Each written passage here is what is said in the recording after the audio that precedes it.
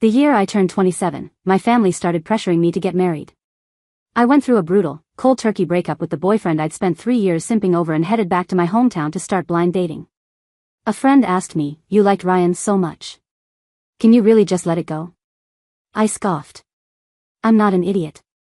A guy like him is fine for dating and having fun, but if I actually married him, I'd be miserable for the rest of my life. Suddenly, a dark, familiar voice came from beside us. "Oh. So that's your reason for dumping me?" When I had dragged my luggage home that day, I bumped right into a girl opening the door to leave. She was wearing a loose black sweater that showed off her collarbones, the no-pants look, and a pair of YSL stiletto heels.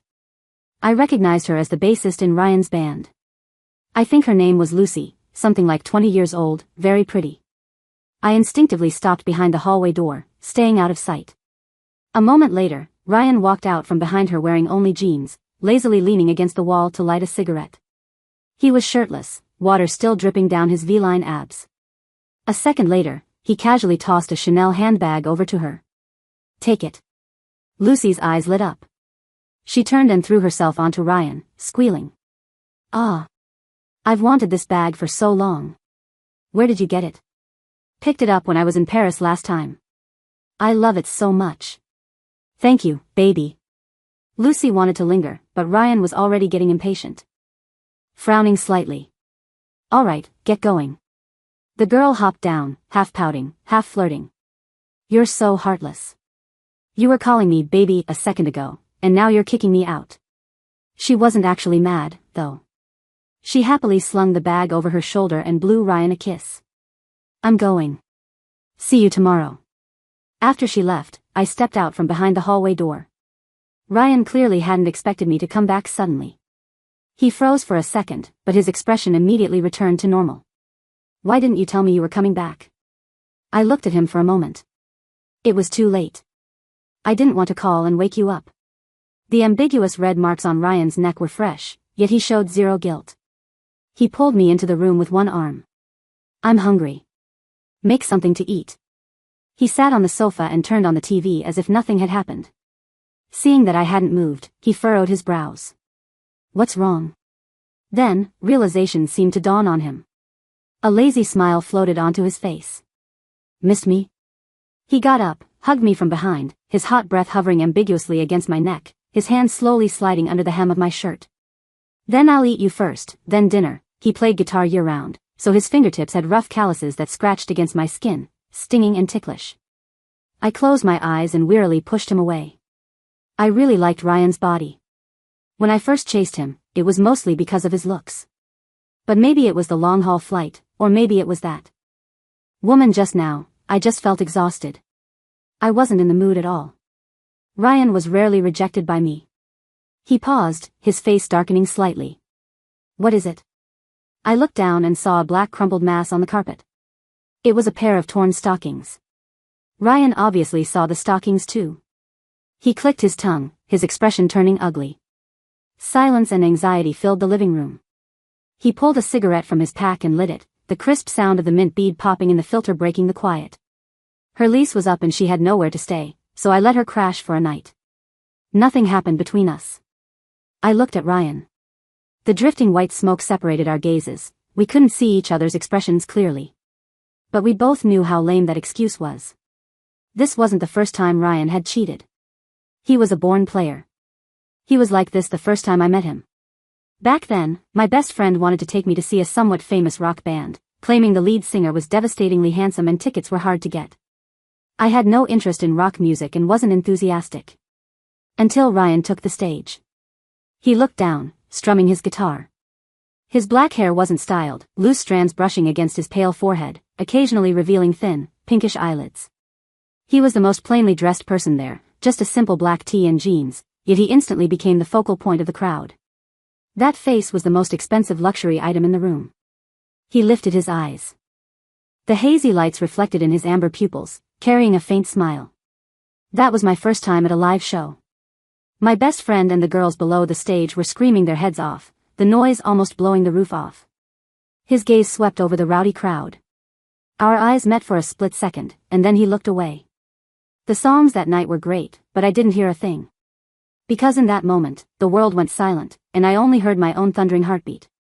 After the show, countless girls rushed backstage to get his contact info. I was among them. Single for 23 years, that was probably the bravest thing I'd ever done. Ryan didn't refuse anyone. The girls who asked for his WeChat that day all got to scan his QR code, myself included. A year later, all the other admirers had admitted defeat. Only I persisted. I don't know if it was out of pity, emotion, or something else, but Ryan tacitly accepted our relationship.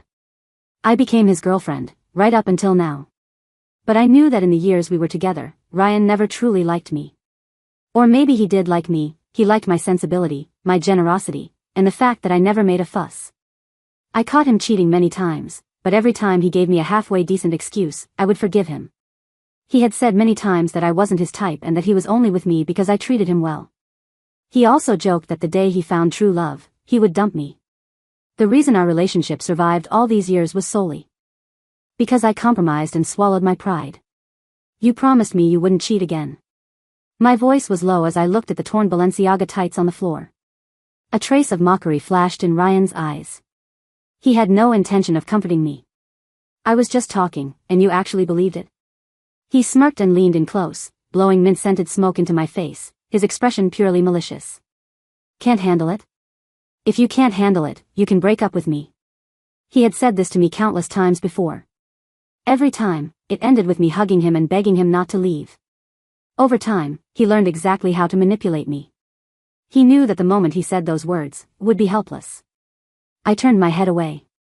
I'm tired. I'm going to bed. Ryan grabbed my wrist. He had a high brow bone, and when he was expressionless, he radiated an oppressive pressure. Laura, that's enough. I shook off his hand and went into the bedroom. Not long after, the sound of the front door slamming shook the walls. Ryan left. He was angry, I knew that. After all, between us, I was always the one coaxing him, simping for him. I had never given him attitude like this before. I rolled over and turned on my phone. In the family group chat, my mom had tagged me. Mom has never rushed you before, but you're 27 this year. It's about time you thought about marriage. A colleague's son has good prospects. I've seen him, he looks decent. Why don't you come back and meet him during this break? Then I opened my boss's message. Laura, the branch office is short-staffed right now. With your ability, staying as a deputy manager here is a waste of talent. Are you interested in going to the branch office as a manager? Starting up operations will be tough at first, but it's up to you. My mom wanted me home for blind dates. The company just opened a branch in my hometown. The timing, the location, the people, it seemed I really had no reason to stay here anymore. I sighed.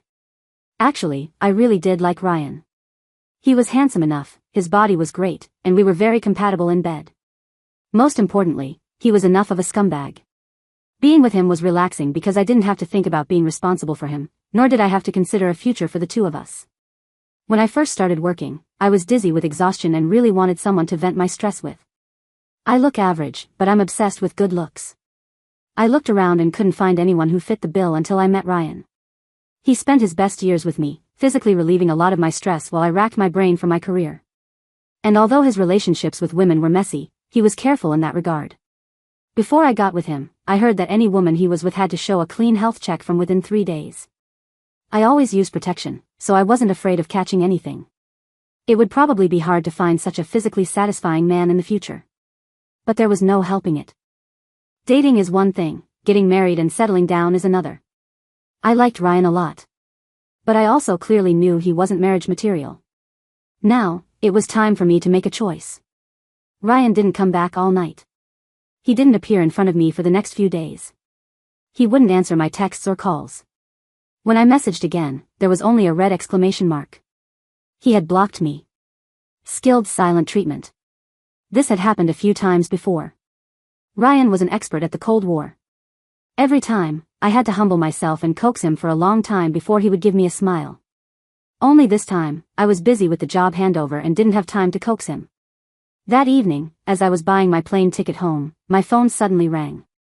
It was one of Ryan's friends. The background noise was chaotic, men and women laughing, music so loud it was annoying even through the phone. Laura, Ryan's drunk. Come pick him up. Ryan loved clubbing. His family was rich, the band was just a hobby.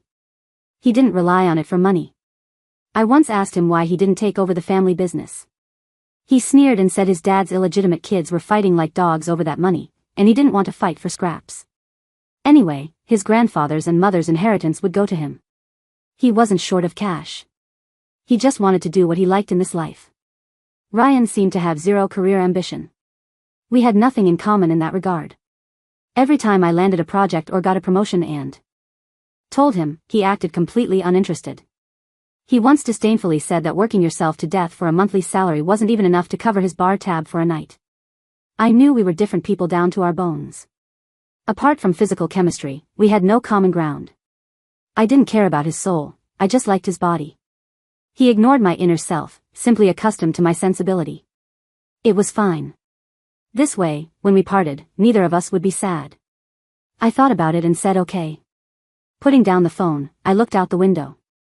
The city at night seemed more brilliant than during the day.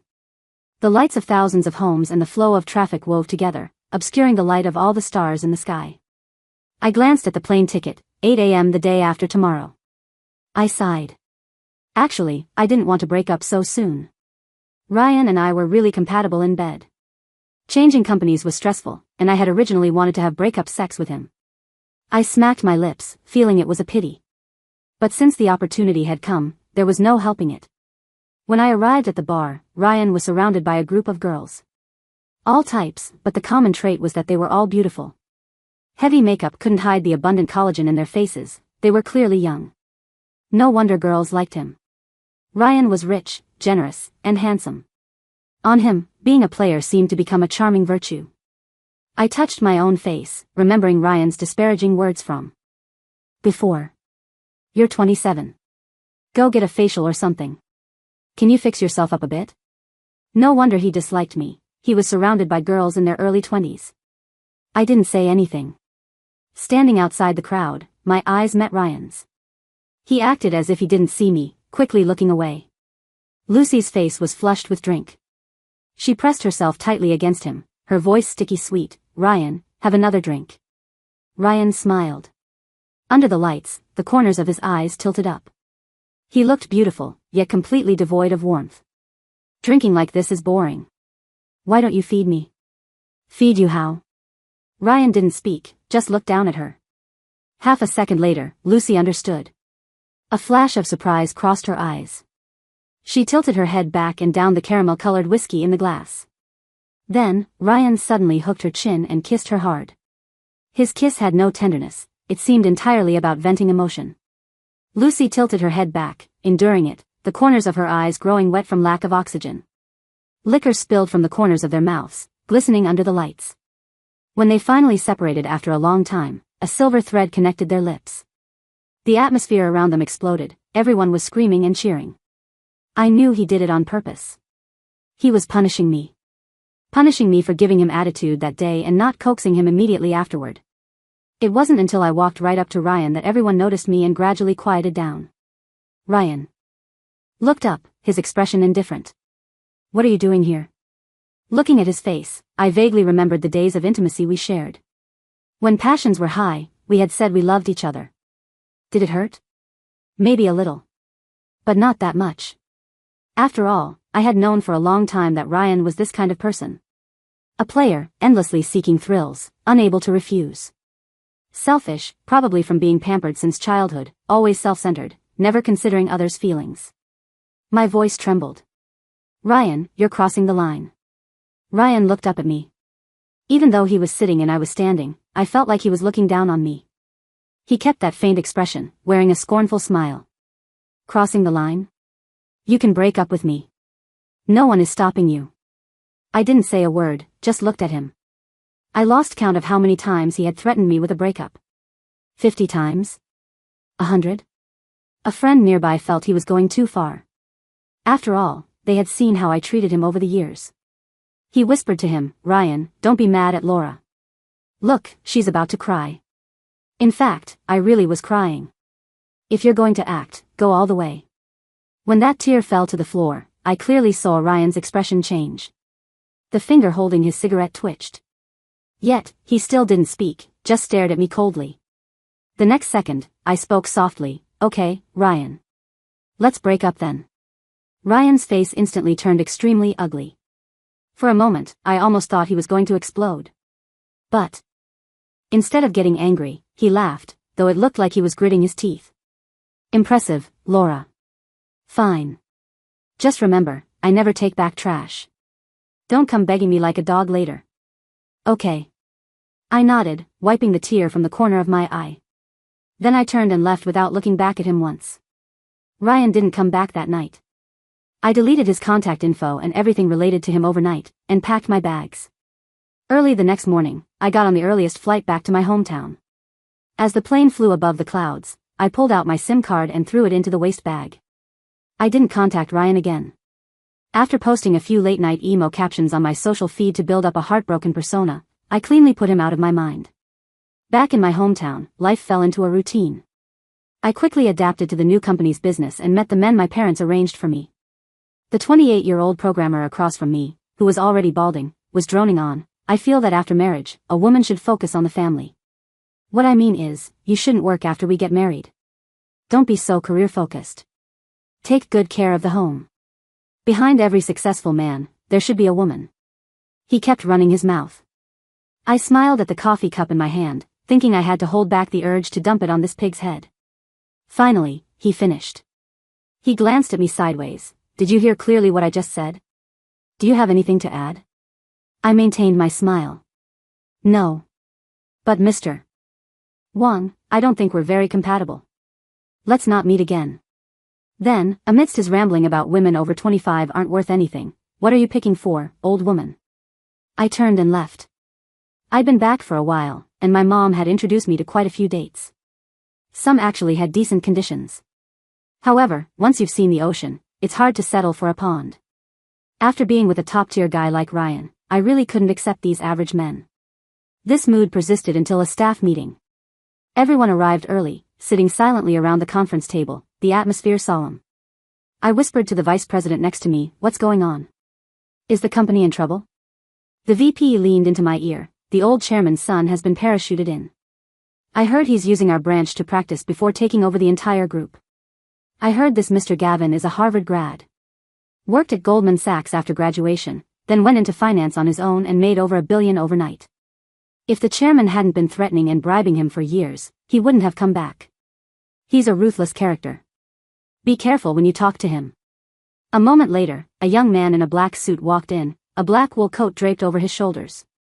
The moment he entered the office, someone respectfully took his coat behind him. The sound of leather shoes stopped. I looked up. Like everyone else, my gaze was instantly captured by him. The first thing that struck you was his aura. It was the aura of someone accustomed to high status and control. He didn't have an arrogant expression, yet everyone present, including me, felt an urge to lower their heads and avoid eye contact. Only on the second look did I clearly see his incredibly clear eyes. His black hair was gelled back, revealing a sharp brow bone. I had heard the chairman's wife was French. The elegance of blonde hair and blue eyes combined perfectly with Eastern aesthetics in him, typical Western bone structure with Eastern features. He was very handsome, on par with Ryan, but his aura was so intense that you didn't notice his looks at first glance. Apologies. The plane was delayed. I'm late. He admitted his mistake first, then sat at the head of the table, getting straight to the point. My name is Gavin Gaines. I am the new general manager. I've already reviewed the company's basic data and financial reports.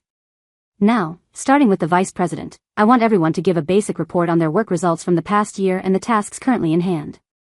The department heads trembled as they reported. Mr. Gavin was indeed the elite described in rumors, pointing out every attempt to fudge the details. I don't like vague language, and I don't like being deceived. I hope to communicate well with everyone, but if my communication is ineffective, I will consider other methods. He didn't yell or hit anyone, yet a layer of cold sweat broke out on everyone's backs. Even my palms were damp when I stood up. Fortunately, I was well prepared, and my work over the past year had been excellent. I spoke with increasing confidence. My education and career were my pride and the most important things in my life. I never slacked off in these areas. Mr. Gavin didn't interrupt me. I saw a trace of appreciation in his eyes. A moment later, I stopped, indicating I was done. He nodded. Laura, right? Not bad. In the future, all work reports should follow this standard. Ever since Mr. Gavin arrived, everyone's workload increased. He cleared out a lot of redundant tasks and bad assets, and negotiated many high-quality projects. Everyone's overtime increased, but salaries went up along with it. The colleagues, especially the young women, were very interested in Mr. Gavin. Two new girls didn't know what got into them and actually tried the domineering CEO falls for the innocent flower trope from novels. One openly argued with him in a meeting. The other spilled coffee on his 000 shirt and tried to wipe it off with her hand. The first one was fired the next day. The second one was fired that same day. The female colleagues settled down, but during breaks, they still gathered in the break room to gossip about him. I heard he's never had a girlfriend. You think he's still a virgin? No way. You watch too many dramas. With his status, so many women are eyeing him. How could he be a virgin? Let me sleep with him for one night. I'd spend my whole year-end bonus. He's top tier. Did you see him in suit? Pants the other day? Oh my God, he's packed. I listened from the side, suddenly interested. Without Ryan, this Gavin seemed like an even better choice. This man, I wanted to try. I began to appear regularly in front of Gavin. He arrived at work 30 minutes early every day. 3 out of 5 days a week, I managed to catch the same elevator as him. Usually, it was just the two of us. I didn't talk much. Just a greeting, pressed the button for him, and stood quietly to the side. Then, like clockwork, I went to get coffee every day at noon. He usually came for coffee at that time too. I made sure not to bump into him in the break room, leaving before he finished pouring, but ensuring he saw me. Occasionally, I would work late, and he would pass my desk when he left.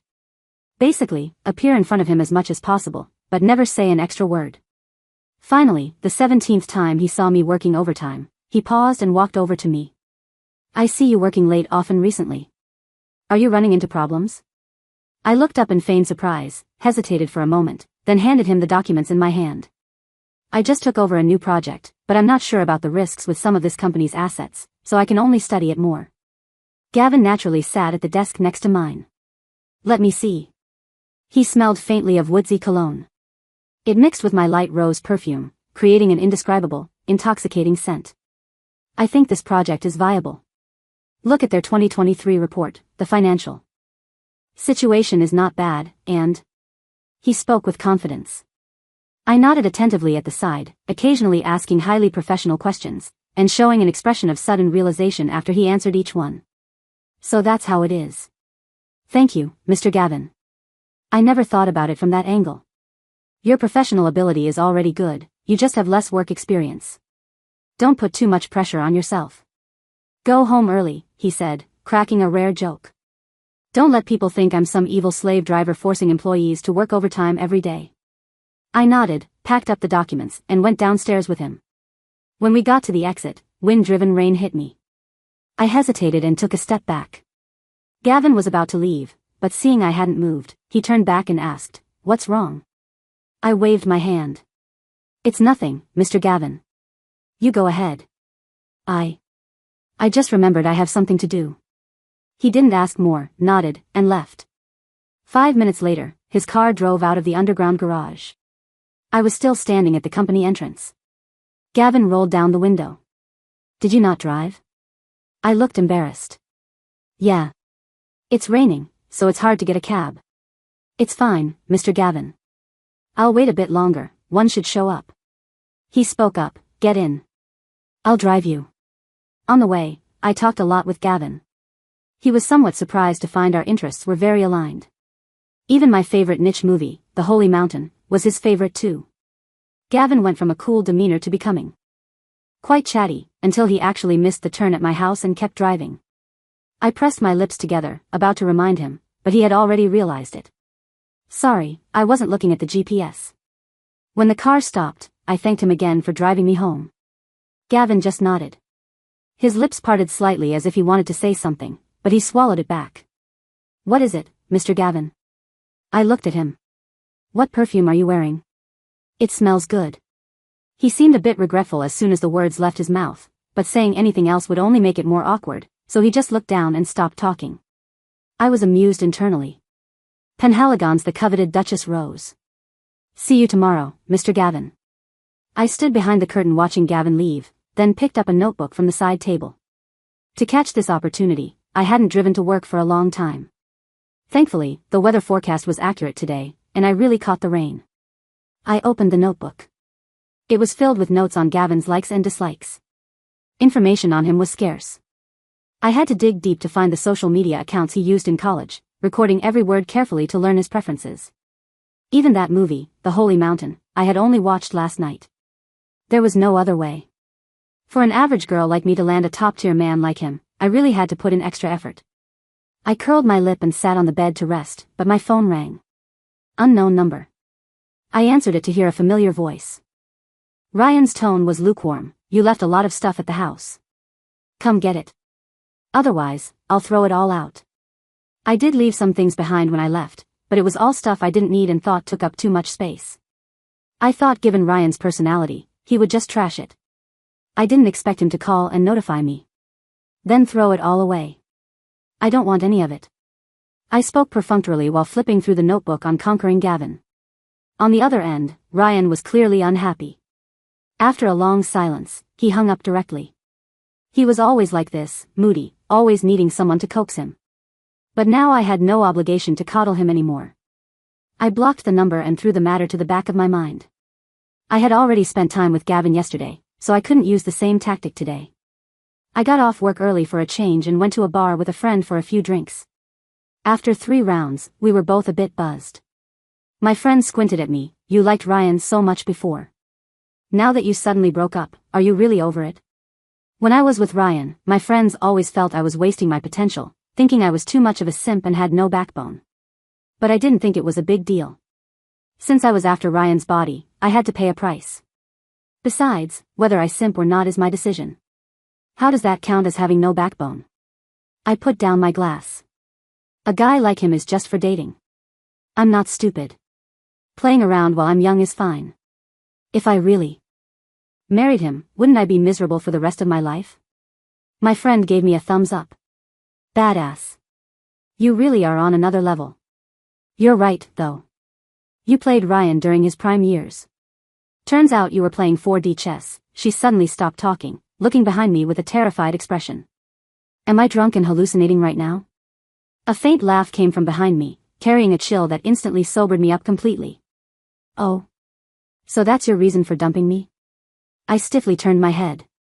Ryan, wearing a silky white shirt, was leaning against the wall, staring at me coldly. My friend very disloyally bolted. Ryan dragged me into an empty corridor, looking down at me. I seriously suspected he was going to kill me in the next second. Why are you here? I struck first. You didn't come specifically to find me, did you? Ryan smiled lazily. Laura, if there's no mirror in your house, surely you have urine to look at your reflection in? I came here to perform with the band. But if I hadn't bumped into you, I wouldn't have known that all these years, I was the one being played by you. I was just joking with my friend. You know you hurt me deeply, and I have my pride too. I turned my head away to avoid looking at Ryan, but he pinched my chin and forced me to turn back. He gritted his teeth on one side. Laura, did you treat me like an idiot this whole time? Yes, I answered in my heart. I forcefully freed my chin, which hurt from his grip, and maintained my calm. Ryan. No matter what, I gave you my all these past few years. Ask your own conscience, how did I treat you? I didn't do anything wrong by you. Instead, you were the one constantly wronging me. Even if I had played you, it wasn't for nothing. Does my youth not count as youth? Since we've reached this point, let's part on good terms. At least, I paused, unable to say the word love. At least we had a good run. Ryan looked at me for a long time. Just when I thought he was going to get angry again, he suddenly laughed. Under the lights, his features were as beautiful as ever, but my heart no longer fluttered. Looking at even the most beautiful person for over 1,000 days and nights gets boring. Laura, you really think too highly of yourself. Ryan smirked. Of course we'll part on good terms. Did you think I would still chase after you? Just remember, you didn't dump me. I, Ryan, dumped you. Saying that, he turned and walked away as if there were something dirty behind him. I watched his back and sighed silently. Ryan really had never been dumped in his life. Being dumped by me probably annoyed him. But if thinking that way made him feel better, I didn't care. I kept up my routine of working late, and Gavin stayed later day by day. Occasionally, he would give me a ride. The late autumn/early winter weather carried a dry chill. Amidst the traffic lights, pedestrians wrapped in coats seemed distant from each other due to the cold, yet involuntarily wanted to huddle closer. We would talk about company projects, talk about what we'd been doing recently. I would complain about people from partner companies, and occasionally he would agree with me, yeah, I think that guy is a total idiot too. Then we would laugh together. Over time, I could feel his fondness for me growing bit by bit. So, on the day of the first snow, I decided to administer a strong dose. I asked him for time off. When he asked for the reason, I hesitated and answered, something came up at home. Logically, he shouldn't have probed further, but Gavin frowned. Did something happen to your family? Is there anything I can help with? I smiled awkwardly. No, it's my mom forcing me to go on a blind date. Gavin froze. I rarely saw this expression on his face. I added, I'm 27, and my family has been pressuring me. I put them off before, but I can't get out of it this time. After a long time, Gavin looked down. All right. But you know the company is busy recently. I can only approve you for, he made a show of checking his watch. 2 hours. I think that's enough for a blind date. Okay, you have 1 hour and 59 minutes left. I didn't lie to Gavin, I really did have a blind date. Recent dates hadn't gone well, and my mom was going crazy. Rarely, this date was high quality, returned from overseas, worked at a big tech company, 6 foot tall, polite, spoke respectfully to women, no mansplaining. I was interested and chatted a bit more. Halfway through, my date went to the restroom. I looked down to check my phone and sensed someone sitting opposite me. I was about to speak but stopped. Sitting in front of me wasn't just anyone, it was Ryan. He was nearly 6 feet 3 inches. The sofa fit the date perfectly, but it was cramped for Ryan. His long legs had nowhere to go, so he leaned back as far as he could. Ryan toyed with the Volkswagen car key my date had left on the table, sneering, you broke up with me just to come back and date this kind of trash. The smile faded from my face. Didn't you say you came to perform with the band? Why haven't you left yet? The band's schedule changed. You think I want to stay in this godforsaken place? I straightened up. I hope you can respect my date. He's a good person. Please leave immediately and don't disturb my date. Ryan's face suddenly darkened, the smile vanishing from his lips. When my date returned, he was confused by the scene. Excuse me, you are? Ryan didn't even look at him, his aura menacing. I'm her boyfriend. If you know what's good for you, beat it. I quickly explained, no, he's not. But Ryan stood up and grabbed my wrist. What, do we have to kiss right here for you to believe it? By the time I wrestled free from his grip, my date had already left in anger. I was furious. Ryan, what is wrong with you? We already broke up. Ryan leaned back on the sofa, his smirk begging for a punch. That was unilateral on your part. I didn't agree. Dating isn't marriage, it doesn't require mutual consent. And you explicitly said you would never take back an ex. I changed my mind, Ryan said as easily as if deciding what to eat for lunch, with zero psychological burden. I think you're pretty good at taking care of people. Being with you was comfortable. I don't want to break up anymore. People really do laugh when they are speechless. I forced a smile. But I'm not comfortable. I gave you my best years for nothing, what do you have to be uncomfortable about? He raised his voice, causing others to look at us. I wanted to crawl into a hole. I leaned forward to cover his mouth. Shut up, Ryan grabbed my hand. I watched helplessly as he revealed a malicious smile. After leaving me, you haven't met any decent men, have you? Laura, you know it yourself. I am the best option you will ever find.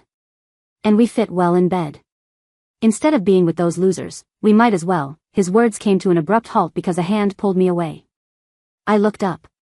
Gavin was still wearing his black suit from the office, his brows tightly knit. I thought you said you were on a blind date. Why is it getting physical? Is he harassing you? I was completely stunned. My original plan was to force Gavin to be jealous. But Gavin hadn't shown up, and instead, Ryan had crashed the party. Just when I didn't know what crazy fit Ryan was throwing, Gavin actually appeared. I'm her boyfriend. Who are you to interfere? Ryan stood up unhappily. Two tall men stared each other down at eye level. I'm Laura's boss, Gavin said calmly. As far as I know, Laura doesn't have a boyfriend. Does she need to report to you whether she has a boyfriend? Ryan looked back at me, a half smile on his face. Oh, no wonder you broke up with me so cleanly. This is the new man you've set your sights on. Laura, does he know what a despicable person you are? Are you planning to use the same tricks on him that you used on me? Even though I was usually emotionally stable, I was furious now. Just as I was about to snap at him, Gavin spoke. So you're the dumped ex. Since Laura dumped you, it means she doesn't like you anymore. Harassing her won't work. Ryan's face turned black. Gavin looked at me. Your time off is up. The company has a meeting waiting for you. Let's go. I didn't care about anything else. I frowned and stared at Ryan. I don't know what your problem is, but Ryan, I don't owe you anything for the years we were together. It was consensual. I never forced you. I'll say it again, I hope we part on good terms. Please don't disturb me again in the future. Ryan wanted to say something, but after hearing my words, his eyes darkened, and he said nothing more. Gavin grabbed my wrist and led me out. Was that really your ex-boyfriend? Sitting in the car, Gavin rested his arms on the steering wheel, his tone heavy. I thought we were going back to the company for a meeting. Was that man your ex-boyfriend? He repeated. Yes, I rubbed my face and gave a bitter laugh. We were together for 3 years. I liked him a lot before, but he cheated time and time again. I couldn't take it anymore. Coming back to my hometown was because I broke up with him. I was hurt too deeply. Being with you these past few days, I peeked at Gavin's expression and said dejectedly, I was feeling a lot better, but I didn't expect him to come back and harass me. Gavin glanced at me. He doesn't deserve you. Don't be soft-hearted. Cheating happens once or 100 times. His unfaithfulness means he can't overcome animal instincts, he hasn't evolved properly. He has zero self-control and doesn't love you enough. You should find a responsible man. The corners of my mouth tried to lift, but I forced them down, asking sadly, but good men like that are so rare. Where am I going to find one? The tips of Gavin's ears slowly turned red. He coughed. Well, only I can deserve you. 3 days later, while I was drinking at a bar, Gavin messaged me, asking when I was coming back to work. That day, after he blurted out that borderline confession, I was genuinely stunned. I didn't expect him to be so direct. But I didn't say anything. I was serious about Gavin. After getting to know him these past few days, he truly exceeded my standards in every aspect. So we couldn't get together in a messy way. Like I did with Ryan. A messy beginning always leads to a messy ending. Conveniently, using heartbreak as an excuse, I took annual leave and went out with friends to relax. This bar was the only high-end one in the city, not too noisy, and the band was good. I was admiring the beautiful people on the dance floor and drinking with my friend until the music stopped at some point. A moment later, a guitar started playing again. I found a love for me, darling, just dive right in and follow my lead. Well, I found a girl, beautiful and sweet. Oh, I never knew you were the someone waiting for me, 'cause we were just kids when we fell in love, not knowing what it was. I will not give you up this time. A magnetic, slightly husky voice rang out. I froze mid-sip, eyes widening as I looked at the stage. Ryan, wearing a black shirt, sat on a high stool strumming a guitar. A silver chain glinted at his neck. In an instant, the noisy crowd and hazy lights vanished, and I could only see the glimmer in his eyes as he looked at me. The girls below were going wild, discussing how they'd ask for his WeChat later. Everything was just like the scene when we first met. Only this time, I wasn't walking toward him. Ryan held the guitar in one hand, walked slowly off the stage, and smiled at me. Can I add you on WeChat? The whole place erupted. I thought my heart was as calm as still water, but it actually rippled. I looked at Ryan with a complicated expression. Why bother? It wasn't that I was selling myself short. I could see Ryan liked me, but how much of that like was based on me being me? Or was it just because I took meticulous care of him and was sensible enough never to fight with him about his cheating?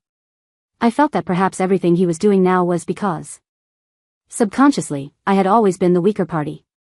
He had full control of our relationship, and now he was just unwilling to accept being dumped by his simp. The crowd slowly dispersed. Ryan waved at the stage, the music resumed, and he sat next to me, leaning against the back of the booth sofa, sighing. What you said that day. I went back and thought about it. It's true. In all the years we were together, you never wronged me. You gave so much, while I kept hurting you. I can understand why you wanted to leave. His expression was a bit stiff. It seemed there were words he really didn't want to say but had to, delivered with rough unfamiliarity. So, if I change from now on, treat you well, and stop stepping out with other women, could you? Seeming to remember his declaration about never taking an ex back, his face flushed. He looked like he was steeling himself. Could you get back together with me? I'm sorry. I was wrong before. I looked at Ryan in surprise, thinking he had been possessed. Ryan, who always looked down his nose at me, was actually apologizing and actively asking to get back together. Who gave you this idea? I knew this wasn't his style. Someone definitely coached him. Ryan pressed his lips together. My brothers. After we broke up, they all said I went too far. They said if I want to win my wife back, I can't be stubborn about saving face. At this point, his sense of shame seemed to have reached its limit. So, do you want to get back together? I have much better conditions than those blind dates of yours. After dating me, you'll find them eyesores. And that boss of yours from the other day, he looks like a boring elite who only talks about work. We've already merged our lives for 3 years. We are the most suitable match. I answered a different question. How did you get the owner to agree to this stunt? Ryan smirked. I bought his bar. Now I'm the owner. Do you like this place? I'll give it to you if you want. No thanks. I drank the last drop in my glass, picked up my bag, and stood up. Thanks for the gesture. The song was great. But as for getting back together, let's not. The air solidified. Ryan pressed his lips into a line, staring at me expressionlessly. Why? Ryan had beautiful peach blossom eyes. Even when he was unhappy, those eyes were usually spirited and watery. I rarely saw him look this cold. Because, I smiled, I never take back trash either. To get away from Ryan's harassment, I volunteered for a business trip out of town for a week. The project negotiations were mostly done. But during the dinner that night, the way a high-level executive from the other company looked at me made me uncomfortable. Laura, how old are you? The middle-aged man with a bald head and beer belly kept asking. I suppressed my annoyance. 27, no boyfriend yet? Just focusing on your career? He chuckled while inching closer to me, trying to read my palm. I brushed him off. I had encountered plenty of people like this before. They thought young girls would swallow insults for the sake of a project and used it as a chance to grope. I was annoyed, but since this was a big project, I just had to endure it. My phone rang. It was Gavin. Are you eating? He heard the noisy male voices on my end. Why is it so loud? I messaged your supervisor. If you're full, just leave. I didn't want to stay anyway, but I didn't expect this guy to be such a bad drunk. After a few bottles, he started getting messy and dragged me into conversation. It's good for a young girl to be ambitious, but sometimes just working hard is useless. There are shortcuts in this world, you know? I have a few other projects at my company. Come to my room later, let's chat. He handed me his room key card. I held my breath against the stench of alcohol and pushed the card back. Mr. Zhang, I'm just a participant in this project. You can talk to our leaders. Unexpectedly, he flew into a rage and yanked me up. A department manager? What makes you so special? A woman becoming a manager? You slept your way up anyway. You're a whore trying to act like a saint. Do you think my rank isn't high enough? You stinking bitch, looking down on me. The drunk man was terrifyingly strong. It took several male colleagues to pull him off me. My heart was pounding, my wrist hurt where he grabbed it, and I leaned against the wall, practically scared silly. I only reacted when the VP signaled me to run. I ran out the door and looked down. The call was still connected. When I put it to my ear, Gavin didn't comfort me. He only said 2 words. Wait there. The location wasn't far, but it was still over 3 hours by car. Gavin was always busy. The branch office had just gotten on track and needed him. I thought he would video call to comfort me or send someone to relieve me. I went back to the hotel to sleep but couldn't. I didn't turn on the lights, lying in the dark staring at the ceiling. Actually, it wasn't a huge deal. I was used to this kind of thing. My family couldn't support me. In college, I relied on student loans and worked part-time jobs from dawn till dusk for living expenses. Back then, when male bosses harassed me, I had to endure it. It's actually much better now. At least I can resist. Time passed slowly. Gavin didn't send any more messages. I rolled over and gave a bitter laugh. Even at a time like this, I held stupid expectations. Maybe I carried the genes of my mother, whom I despised, weakness inherited directly from her. Since I was born, I rarely saw my dad. Every human flaw seemed embodied in him. He gambled, never came home, chased women constantly, and only came back to ask for money. If my mom didn't give him money, he beat her and me. From the time I could understand things, I urged my mom to divorce him. Everyone around her urged her to divorce. But every time, she would sob and say she wanted to give me a complete family, refusing to leave him even if it killed her. At first, I didn't understand. He treated us like that. How could she think a complete family was better for me? Later I realized that she was the one unwilling to leave, using me as an excuse. Every time she caught my dad with a woman, she would scream, roll on the ground, and grab a kitchen knife or rope threatening to die with him. But the moment my dad actually tried to leave, she cowered, crying on the floor, hugging his leg, begging him not to go. Tortured endlessly, this woman had become a Stockholm Syndrome patient. She hated my dad, yet couldn't leave him. I grew up in that endless, daily tug-of-war. Since I was little, I knew men were unreliable. If I wanted anything, I had to fight for it myself. I wouldn't get back together with Ryan because I knew a leopard doesn't change its spots. Even if he sounded good now, he wouldn't truly settle down. And I would not repeat my mother's tragedy. As for Gavin, did I really like him? I didn't even know myself. Maybe I just liked his status, his upright character. He was better than Ryan, anyway. I disguised myself to approach him, to attract him, but I knew deep down this affection was fake. For a rare moment, I felt lost. Is this really what I want? The next second, the doorbell rang. I wrapped the duvet around me and opened the door. Outside, Gavin had changed into another suit, tailored and crisp, showing no sign of the exhaustion from driving hours through the night. I've already made it clear to that company that the partnership is cancelled. The man who insulted you just now has been fired. I guarantee he won't find work in the industry again. You won't see him anymore. His expression remained calm. He didn't hug me to comfort me, nor did he say any sweet words. But just by standing there, he represented reliability. Gavin checked his watch. 3 hours until sunrise. Tomorrow's activities are cancelled. You can sleep until you wake up naturally. He paused, then added, I'm staying in the room next door. If you need anything, come find me anytime. Saying that, he turned to leave, as if he had driven all this way just to say those few sentences. Yet, my heart settled in a strange, peaceful way. The moment he turned, I grabbed him, pulled his collar, and stood on my tiptoes. A cool kiss intertwined with the faint scent of mint. Amidst Gavin's stunned expression, I laughed, Gavin, let's be together. Being with Gavin felt completely different from being with Ryan. He was a straight-laced guy who wasn't good at sweet talk, but his actions showed his care everywhere. If I had a work problem, his first reaction was never to comfort me, but to provide a solution. Often, the problems I mentioned would disappear the next day. He wouldn't constantly say he missed me, but even if I took the latest flight back late at night, I would see him waiting at the airport. I experienced a grounded happiness I had never felt before. However, the happier I was, the more terrified I became. It was like walking on a cliff edge, solid rock beneath my feet, but one look back revealed an abyss. I started fearing Gavin would discover my true colors, find out that every side of me I presented to him was carefully crafted. I was afraid he wouldn't like the real me. After a few snowfalls, the temperature dropped sharply. Between overthinking and busy work, I finally fell ill. After calling in sick, I curled up at home alone. I didn't live with Gavin. I was afraid that if we were too intimate, he would discover the side of me he wasn't expecting. Burning up in a daze, I thought I heard the doorbell ring. I thought I was dreaming until it rang several more times. I struggled to open my eyes.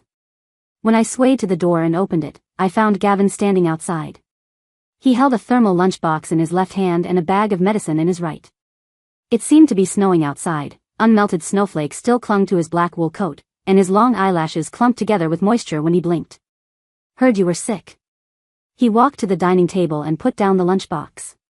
You can't take medicine on an empty stomach. Drink some porridge first. I didn't know what you liked, so I bought one of everything. Before I could react, he reached out to touch my forehead, then pressed his own forehead against mine, frowning slightly. He sat on the sofa and began taking out the medicines one by one. What are your symptoms? Is it a cold or the flu? Got chilled. Probably a cold. Gavin took out a box of medicine, unfolding the instruction sheet and reading it carefully. I stared at him blankly. I remembered when I first met him, he was just like this, frowning at a financial report in a meeting. Back then, I sat furthest away from him, separated by so many people. He seemed so high above, so distant. So cold. But now, the man who only looked at projects worth 8 figures or more was frowning over a tiny medicine instruction sheet. Right in front of me, alive and real. The warm orange light of the living room draped over Gavin. His coat was on the sofa, shirt sleeves rolled up to his forearms. The light softened his sharp features, making him look uniquely gentle. Suddenly, I felt my heart skip a violent beat, the echo bouncing around inside my skull. I thought, I'm done for. I walked over and leaned against Gavin. He put an arm around me and draped a blanket over my shoulders. What is it? Do you feel bad? I buried my head in his chest, my voice muffled. What do I do, Gavin? I think I like you more and more. He raised an eyebrow. You mean you didn't before? No, it's just, I couldn't describe the feeling. I had always feared emotion, feared the loss of control. I was afraid I would become like my mother. But now, the feeling didn't seem so bad. After taking the medicine, I fell into a deep sleep. No dreams all night. When I woke up, I was sweating all over, and my stuffed-up head suddenly felt light. I rolled out of bed and happily went to find Gavin, wanting to tell him I felt better. Gavin, the next second, I stood at the study door, locking eyes with an expressionless Gavin. He was holding the notebook where I recorded his data. He was already halfway through it. Gavin left. He didn't get angry, nor did he fight with me. He said nothing and didn't look at me again. I stood dumbly in the hallway. I wanted to call him, but no sound came out. The cold probably still made me feel awful, but I couldn't feel it much. I just felt empty and cold inside, as if the winter wind had blown right into my heart. 2 days later, I recovered and went back to work. I worked overtime as usual, went to the break room for coffee, but I never ran into him again. Turns out, if he wants to avoid me, I really won't see him. My WeChat, usually pinging all day, went silent. He seemed to have completely forgotten me. Sometimes I found bitter amusement in thinking, at least he didn't fire me. He really keeps public and private matters separate. Other times I couldn't help gritting my teeth. I'd rather he abused his power for revenge than ignore me like this. I didn't go find him either. I was caught red-handed, there was nothing to say. Any explanation would be pale. Given Gavin's status, the line of girls plotting to get him probably stretched around the block. I just succeeded because of timing and luck. I was no different from them. I returned to my previous routine, commuting alone. I hadn't felt anything before, but after getting used to being a duo, suddenly returning to single life made me feel unexpectedly lonely. Ryan, however, somehow found out about my breakup and started intercepting me everywhere.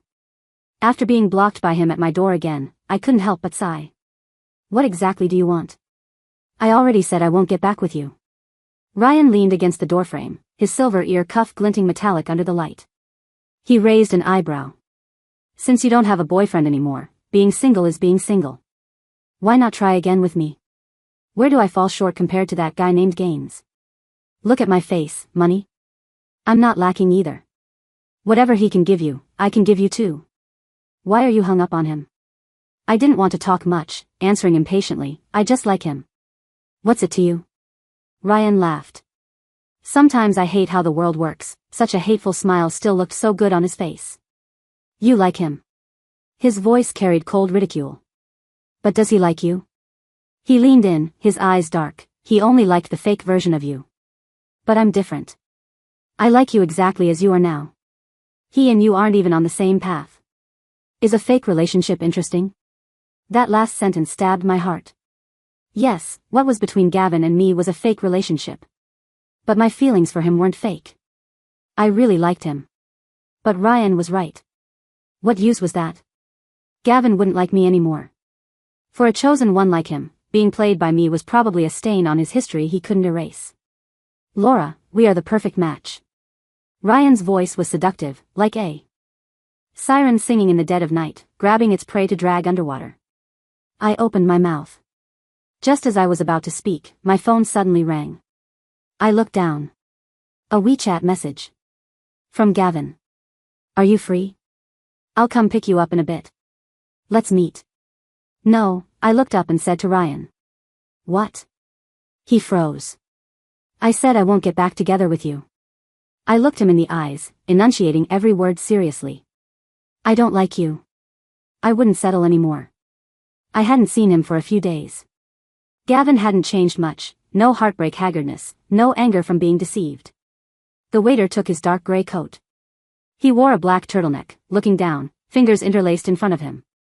I didn't know what to say, so I stayed silent too. Until Gavin spoke first. Did you use those tactics on anyone else? I thought he would ask why I lied to him first. I didn't expect this question and was slow to react. No. It was true. Even for Ryan, I had never put in that much effort to study his preferences. Gavin's expression didn't change, but his brow relaxed slightly. I wanted to say I didn't mean to trick him, but I couldn't say it. I lowered my voice. I'm sorry I lied to you. I know you have every right to be angry. If you don't want to see me anymore, I clenched my fingers. I can resign. Gavin paused. I didn't come here today to talk about that. I went back and thought about it these past few days. I really do like you. Even knowing you lied to me, I still like you. Gavin was always like this. Bad at discussing feelings, yet blunt and undisguised when he did. His love was like him, disdainful of hiding, never concealing his mood. But a relationship built on disguise won't go far. What I like is that you refuse to lose no matter the difficulty, that you have a clear plan for your life, that you know what you want and are never swayed by external things. I like that you, the one who shares my ambitions. Not the you who only likes the holy mountain, skiing in Hokkaido, or Leroy Musigny wine. I always felt that for two people to be together, shared values are more important than shared hobbies. We aren't just lovers, but partners and comrades for life. We have the same road to walk, rather than drifting apart and going separate ways. He looked up, his light amber eyes gazing at me earnestly. I like you very much. I hope that in the future, we won't pretend. I want to be with you forever. I was stunned. I wanted to say so many things, but when I opened my mouth, my mind went blank. I had never been firmly chosen before. My life experiences taught me never to hope for love. So I habitually used methods and tricks to obtain affection. I thought it was right, that there was no problem. There are so many people in the world just settling and getting by. True love only exists in novels and movies, like ghosts, everyone talks about them, but no one has seen one. Find a decent man, settle down, who cares about love? There is no love. I thought I was fine. Until someone tore off my disguise and told me he liked the real me. He said I didn't need to pretend anymore. He said he wanted to be with me forever. He was different from Ryan. Using my tactics for Ryan on him was an insult to him. In an instant, the turbulent emotions turned into a vast blankness. I could have said many things to make Gavin happy, but I only nodded dumbly. Okay. I promise. Gavin smiled. He rarely smiled. It was like deep ice breaking on a cold pond, revealing spring water beneath. Then I forgive you. I started getting along with Gavin for real. I stopped studying his preferences and gradually synced with him naturally. I stopped watching his favorite movies specifically. After dinner, Gavin and I would curl up on the sofa to watch my favorite horror movies. He acted calm on the surface, but that night he had a nightmare and woke up with a start. Then he hugged me without speaking for a long time, whispering just as I was falling asleep, "Honey, can we not watch horror movies anymore?" I stopped drinking red wine and took him to roadside stalls to drink baijiu. He wasn't much of a drinker. He choked until his face was red and coughed nonstop while I laughed at him. Even when annoyed, he was serious. Later, I discovered he secretly bought a lot of baijiu at home trying to practice his tolerance. Ryan went back. He stopped harassing me. I heard he suddenly went back to take over the family business for some reason, fighting to the death with those illegitimate siblings. In early March, Gavin proposed. He said he wanted to marry me as soon as possible. He didn't want to wait. Somehow Ryan found out about the engagement and insisted on meeting me to talk. After telling Gavin, I met Ryan halfway up a mountain. Below was the sea, waves crashing against rocks, seagulls circling in the sky. Ryan stood by the railing in a black hoodie. He handed me a beer, took a swig of his own, glanced at the 8-carat diamond ring on my hand, and spoke sourly. "You guys haven't been together that long, and you're already engaged?" I held the beer and smiled. When you're with the right person, you don't need to wait long. He scoffed, then fell silent looking at the sea. After a while, he spoke. Laura, what about me? You played me, got bored, and tossed me aside. Now you're happily ever after. What about me? So many girls like you. What do you mean, what about you? Scared you won't find a date? I laughed and patted him. Seeing Ryan didn't smile, I pulled my hand back and said softly, Ryan, actually, you didn't really like me. If you truly liked me, you wouldn't have constantly betrayed me when we were together. You just haven't been dumped before, and you're unwilling to accept that I broke up with you first. Ryan didn't speak. He downed his drink in one go. I handed the beer back to him. I wish you happiness in the future. I mean it this time. Then I turned to leave. After I walked a distance, Ryan suddenly shouted from behind me, his voice trembling. But, Laura, I really did like you. I didn't stop. With my back to him, I waved my hand and kept walking forward. My phone pinged. A message from Gavin. I've practiced my tolerance. Tonight, the final battle at the barbecue stall downstairs. I couldn't help laughing and replied. You're on. Whoever passes out first is a loser. In the distance, the sky was high and the sea was wide. Sunlight pierced through the clouds. Spring had truly arrived.